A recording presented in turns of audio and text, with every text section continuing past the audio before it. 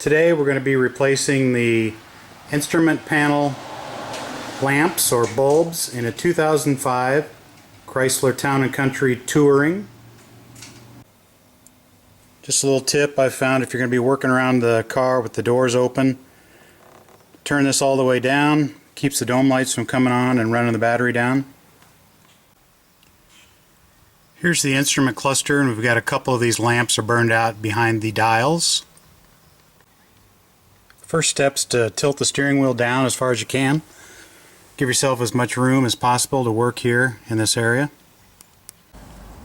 On another YouTube video, they took this console piece apart. Later on in the video they figured out that you didn't need to do that, but definitely don't need to take this thing apart. You can get everything out with it in place.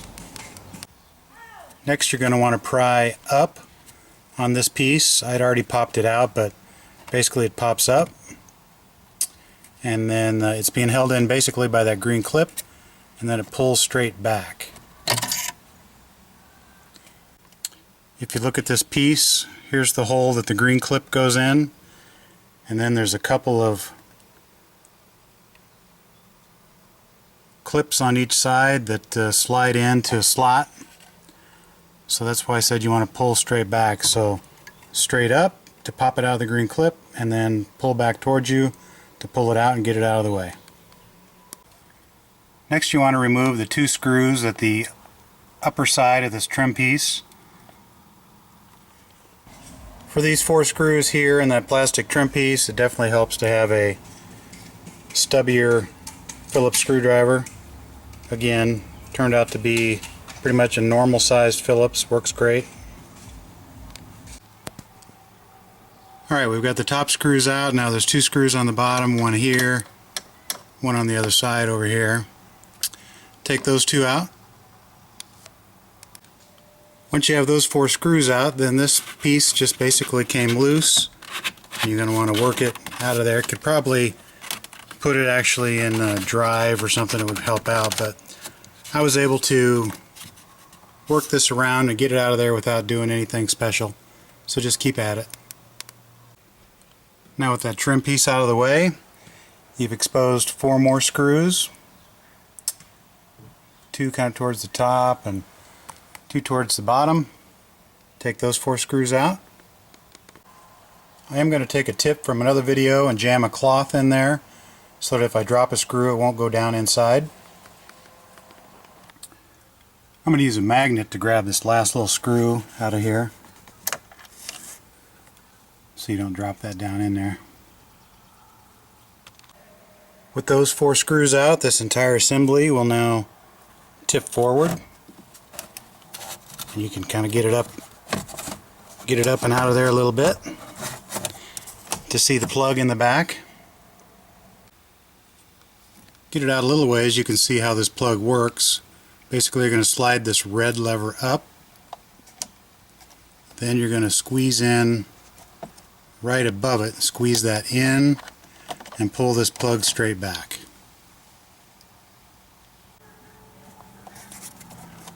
Really need two hands to do this, but I've got the red thing pulled up out of the way. Squeeze in right here, pull this plug out. So now it's completely out of the vehicle. Again, it was being connected in there with just the one plug. On the back here you can see all the little lights. We're going to replace those.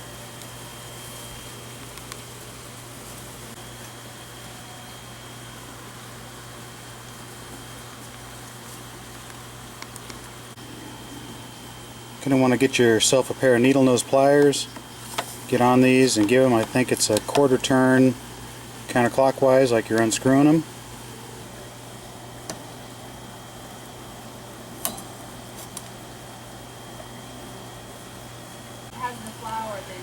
It was more like about a 1/16 of a turn to the left, and it popped out of there.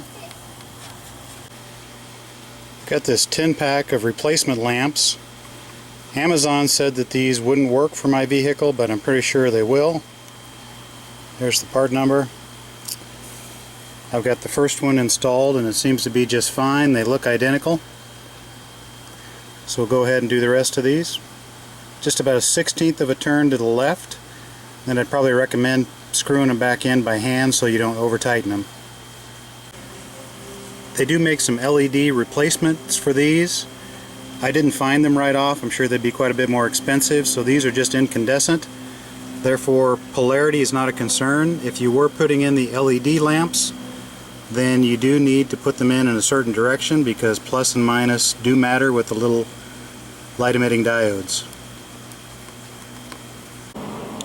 Here's the old one on the left, the new one on the right. They sure look identical to me.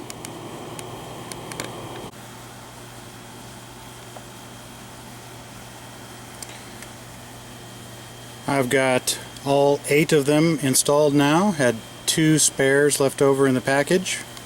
So now we'll plug it in, make sure they work, then bolt it all back together.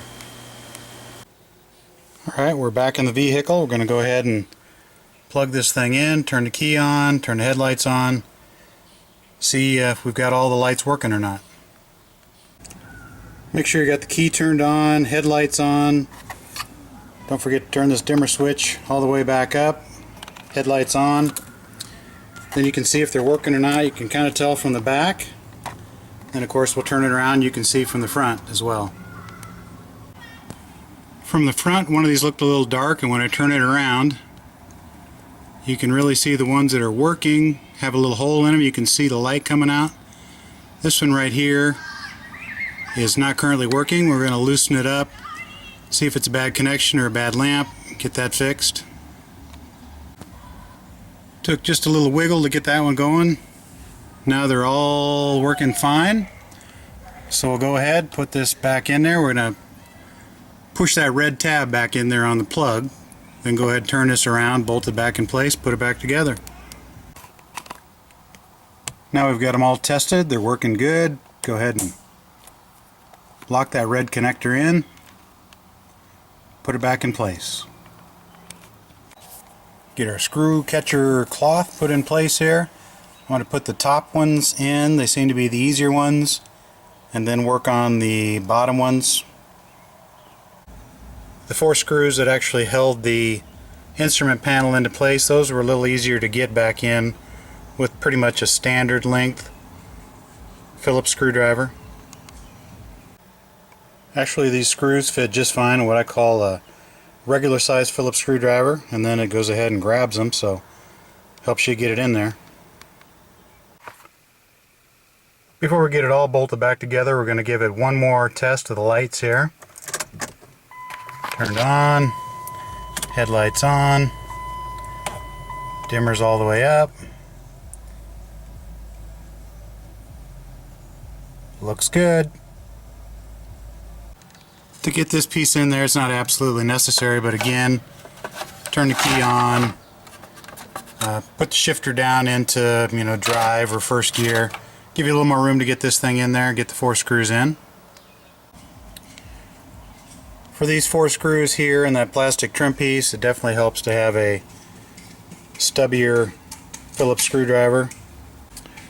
This is the last piece to go on. Remember, you want to slide these in first with the front tilted up, and then push the front down, and that hole will slide over that green attachment pin there.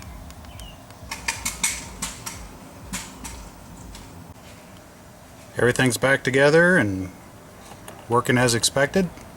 Dim them down, dim them up,